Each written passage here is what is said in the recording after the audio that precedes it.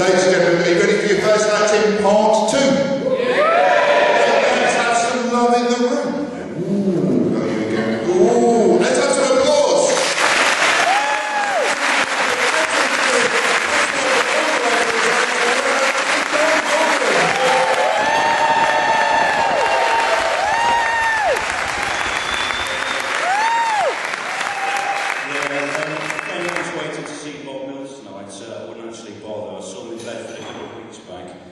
My game plan tonight is basically to do the 10 best minutes of his routine and before he gets here. Anyone on the back, if you do see him arrive, please let me know because he's a big fucker. No, of course I'm joking. I have got my own finely crafted set of observational humour and knob gags for you tonight. I did see Bob in Bedford a couple of weeks ago. That was a bit of a weird night. It was the first time I'd ever been to Bedford, which is an experience in itself. But I was walking back to my car after the gig about 11 o'clock at night, and there was this big group of hoodies coming towards me on the south side of the pavement. Right? Didn't really know what to do. But I've read a book called Worst Case Scenarios. Has anyone come across that? Basically, it tells you what to do in a variety of dangerous situations. Now, it didn't actually have a section on hoodies, but it did have a section about what to do if you come across a bear in a forest. Unfortunately, I couldn't remember whether it said give the bear lots of eye contact, or whether to give the bear no eye contact whatsoever, in case you enrage it. So as these hoodies were coming towards me, I kind of really stare at them, give them a lot of eye contact, and then look away completely just in case, stare at them and look away. And it seemed to have done the trick, because as they got nearer, they actually ended up crossing over the road and kicking the shit out of an elderly woman with a stick on the other side of the road. But it was all there. This book, Worst Case Scenarios, I don't want to dwell on it, but just one thing about the bear section. It just goes on about whether you can actually hope to outrun a bear in the forest. And don't worry about that, you never actually have to run faster than a bear in the forest. Of course, all you have to do is to be able to run faster than the person you're with. That's why it's not simple.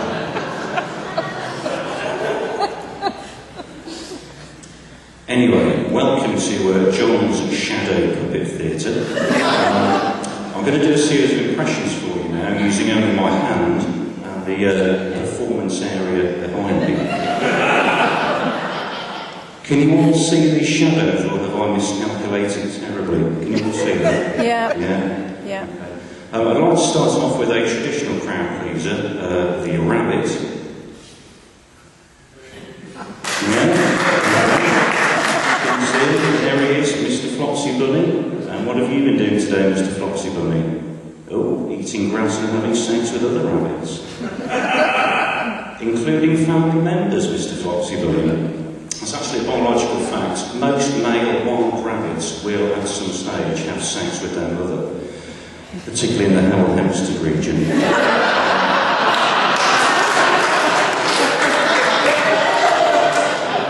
So I'll play it now next week, it'll be the same game. Impression number 2 is a kind of postmodern, ironic take on the first impression.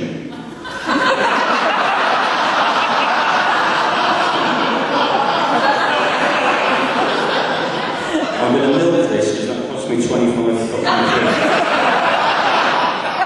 The rampant rabbit. As the woman in the shop helpfully explained, this does come with completely independent stimulation of vagina and clitoris, although she didn't actually explain what the clitoris was. Probably not important.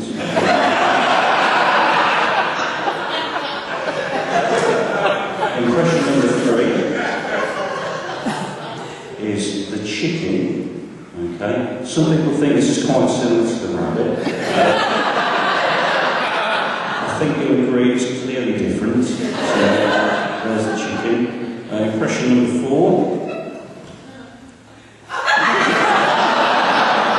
The raw chicken.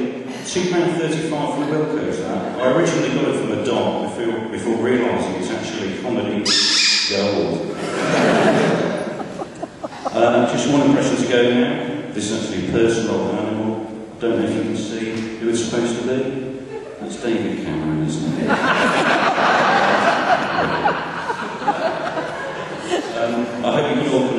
as well with a special audience participation session on this, and it'll be called Jon's actually Shadow Puppetry of the Penis. So please come along if you can.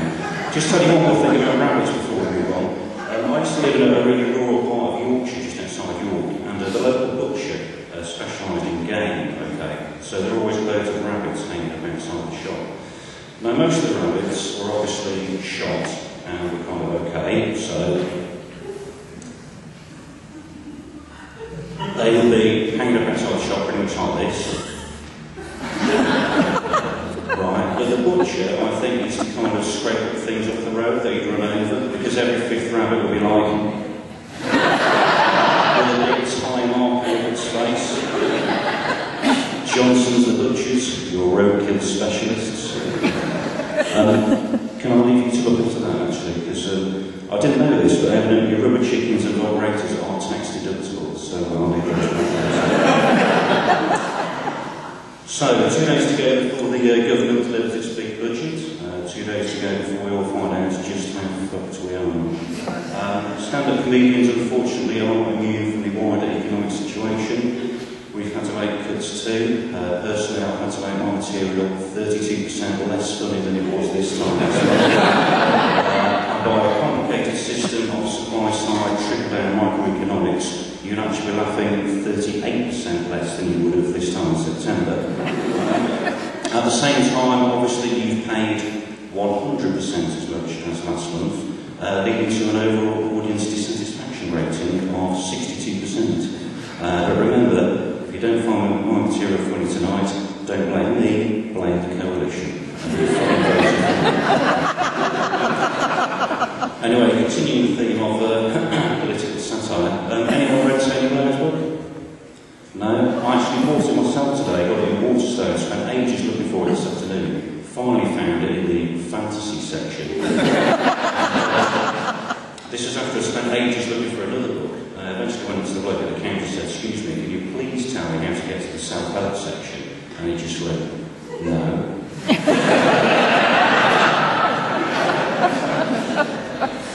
It's been a tough couple of weeks for me actually. Big hero of mine, Norman Wisdom, died. Any Norman Wisdom fans in tonight? Yeah, so I've been feeling a little bit down. Amazing career really, kind of spent his whole career basically just falling over and having people laugh at him. Pretty much like Emil Heskey in an England shirt. Okay, we'll get on with the rest of the act. As ever, there's just a few bits of administration to go through, okay, so we'll just bear with me for a couple of minutes. First bit of admin, this is nothing sinister, so don't get worried, but I do need to take a photo of you. Okay.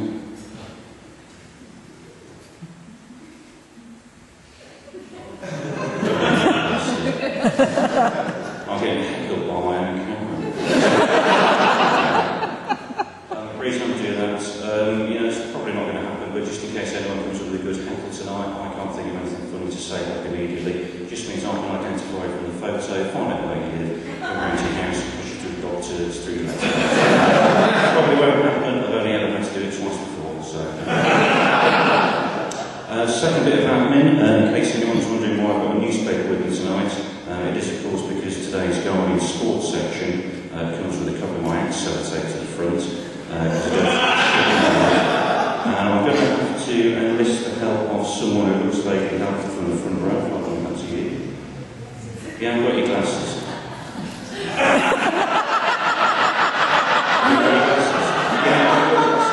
What is this, some sort of myopic society? Does anyone not wear glasses? Does anyone not wear glasses? You don't wear glasses, I'm filthy. Right, can I ask your name?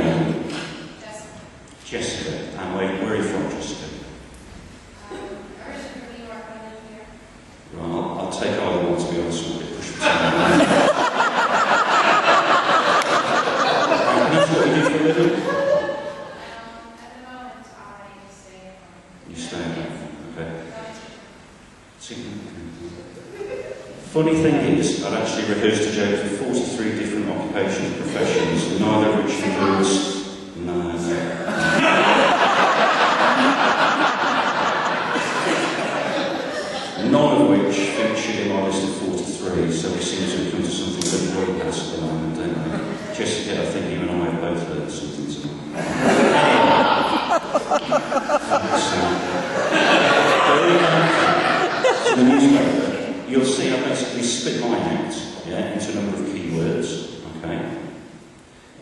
lose my way at any point, I just need you to give me the next keyword so I can pick up from where I left off. Yeah? Hopefully no one else will see what's going on. Yeah? If I do lose my way, I'm going to give you the secret code words, which will be Jessica, what the fuck comes next? Third bit of admin. Third bit of admin. Right, let's try it. Jessica, what the fuck comes next?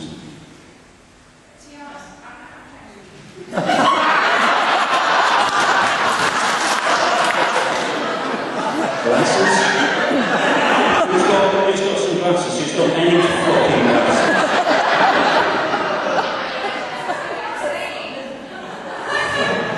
Give us a thing.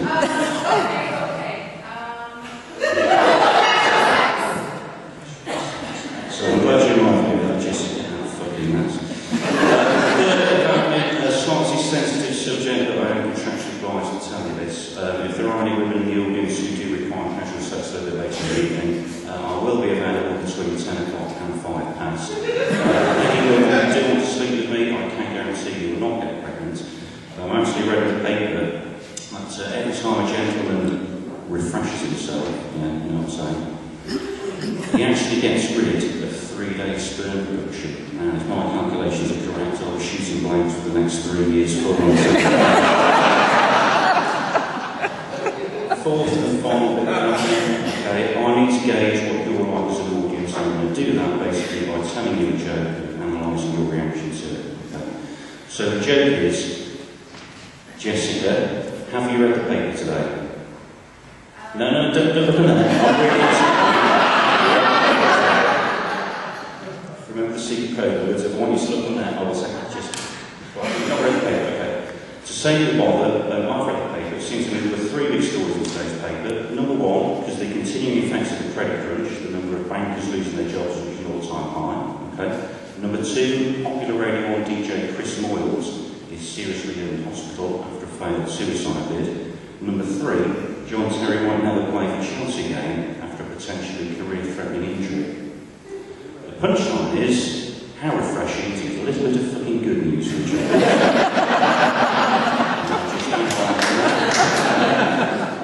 Last time I told that joke, did the line about the bankers, bloke in the front row turns his mate and said, well, it's a shame, isn't it? I mean, you've got families to support too. Did the line about Chris Moyles, half the audience went, oh, is he alright? Not really the reaction I was looking for.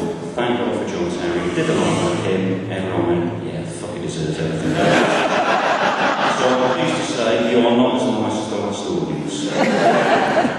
Right, I don't have long to go now, so basically rather than do anything as hackneyed as comedy, I thought I'd do a little bit of public information for you tonight.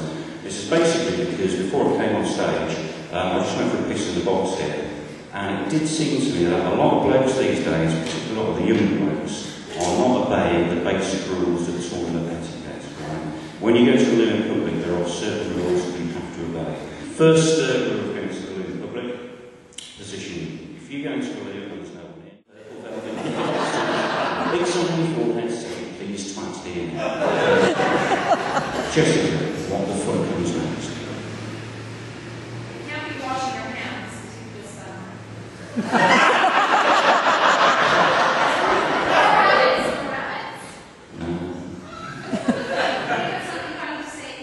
Think of something funny to say at the end. What's the punchline? It's completely fucked now. But anyway. Thank you for ruining my life. Most of you have been a great audience.